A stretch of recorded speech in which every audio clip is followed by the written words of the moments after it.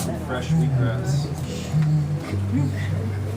It's really delicious. Are we just supposed to graze? Yeah, I was gonna say, pick a little bit up and Y'all would be amazed at how good this is. If everybody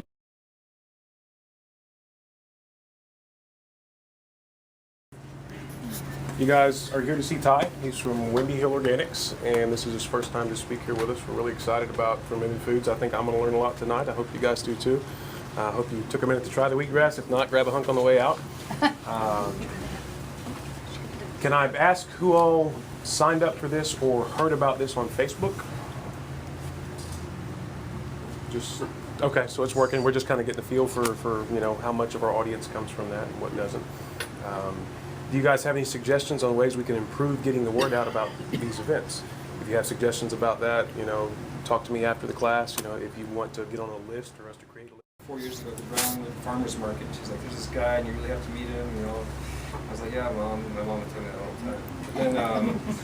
the time. So I went over to Ty's farm. He runs Windy Hill Organic Farm in Comanche, and it's one of the most impeccably beautiful, setup. Just the way it's laid out and set up is, and the strategies he had for the birds and the guinea hens he had out there for just everything that he had, and the amount of work that he had done and his family had done on the land was just super impressive. And the products he makes are totally amazing. He's also doing a lot of things. He's speaking at what college is he? Well, that Howard Payne, TCU, ACU. He's doing a lot of radio stuff, but it's permaculture and just a lot of the slow food, slow money movement. But just he's doing a lot of really good things right now.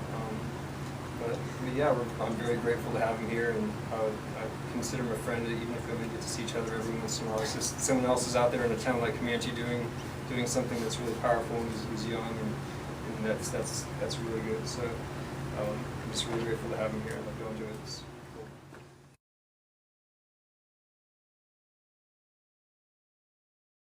Mexico, Taos, Mexico, pretty limited farming background.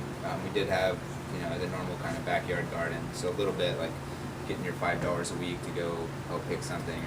Basically, that's it.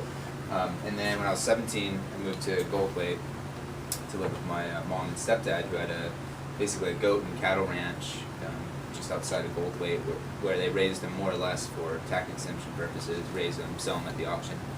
Went to college in San Marcos at what was Southwest Texas, and then halfway through changed to Texas State, and got a degree in geography and GIS, which is computer mapping.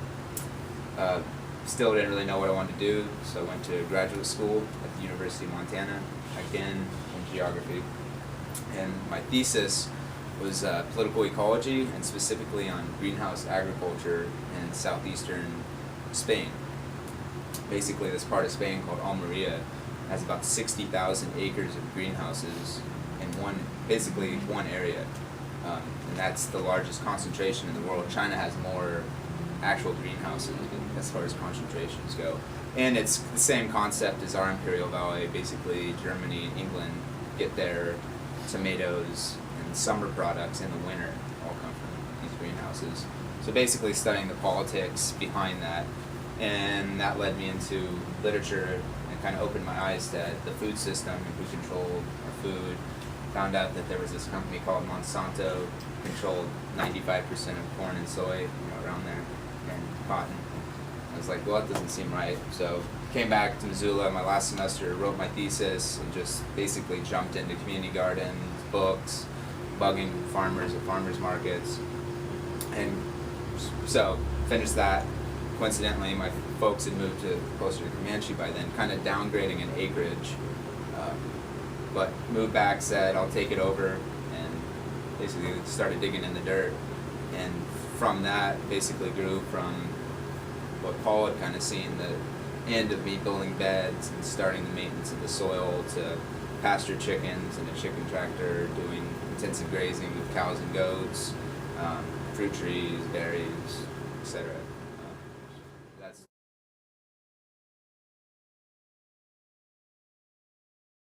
It depends on what beer you're buying at the store, but in general, most of the big three beers are, mass-produced. They're filtered. What is that? filter, what is that?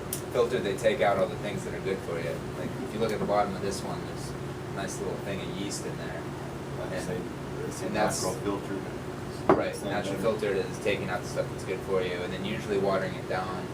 I mean, this is going to be high in B12. I mean, that's why beer used to be part of a meal. Like, it's actually good for you. Obviously, people just indulge too much, then it's not so good for you. But and everything in moderation. But Sorry, go ahead. I was going to say that beer has lots of benefits. Not quite as much as kimchi, but high in B12. The yeast is going to be good for your stomach.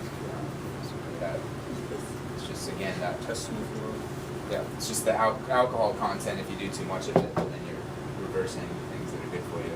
And what is moderation? Is that I mean, for this one, the porter's about 6.7% alcohol, and it's 22 ounces, so probably one of these.